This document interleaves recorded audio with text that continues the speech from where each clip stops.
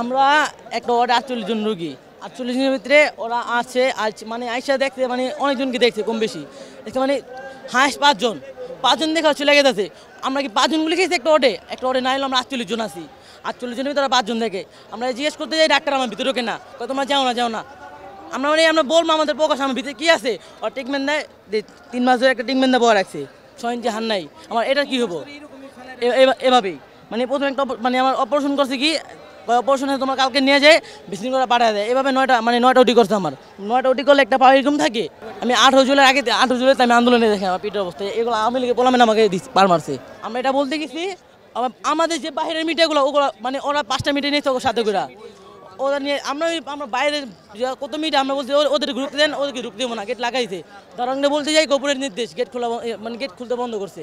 ওদের মিডিয়া দিয়ে ওরা মানে বোমবাং যা করবে ওইটাই মানে সত্যি আর আমরা যেটা বলবো ওটা মিথ্যা।